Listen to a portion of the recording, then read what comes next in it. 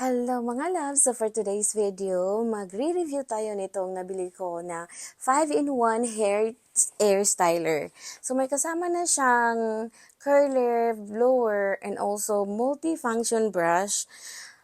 Napakagaling nito kasi mayroon siyang, ayan, ganun lang siya ikabit.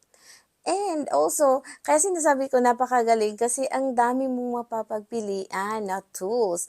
Ayan. Una ko talagang trinay yan kasi multifunction brush, pang blower na siya at the same time na ano na din, nasusuklay na din yung hair nyo. Pero gusto ko ipakita sa inyo itong blower, ayan nakasama.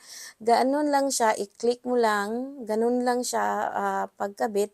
And malakas din, may hot air na lumalabas.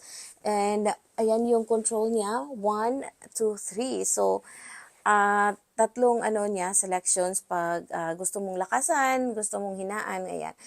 So, ayan, itong brush na to, ayan, ito talaga, tama talaga yung niya word na multifunctional brush kasi ayan ang dali kung nagmamadali ka and gusto mong ma-dry yung hair nyo, yan yung gamitin nyo kasi nasusuklay na and na-dry na din yung hair nyo. Sobrang galing nito.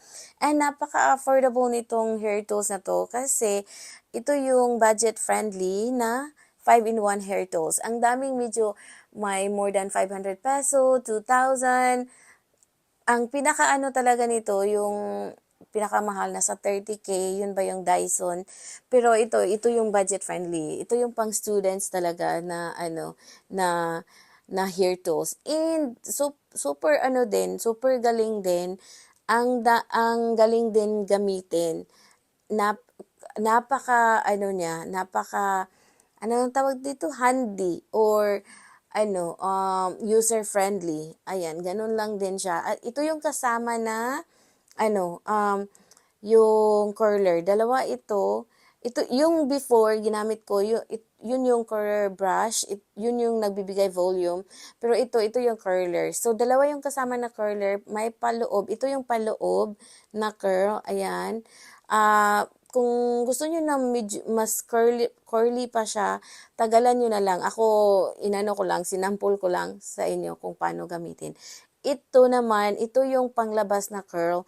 Ito yung gustong-gusto kong gamitin kasi feel ko or parang nakokontrol ko yung hair ko. So, ayan. So, pagkatapos nito, i-off ko muna yung camera kasi hahaba na tong video. So, ayan, tapusin ko muna buong hair ko. So, ito na yung results. Na-amaze ako. Ito yung gustong-gusto ko na style. So, kung gusto nyo ng mas curly pa, tagalan nyo. Kasi sa akin, mga ilang segundo ko lang siya kinurl. Kasi ito yung gusto ko na style and wave na ma-achieve. So, yeah. And for me, these tools are amazing and very useful. And then, napaka-budget friendly. So, ilagay ko yung link.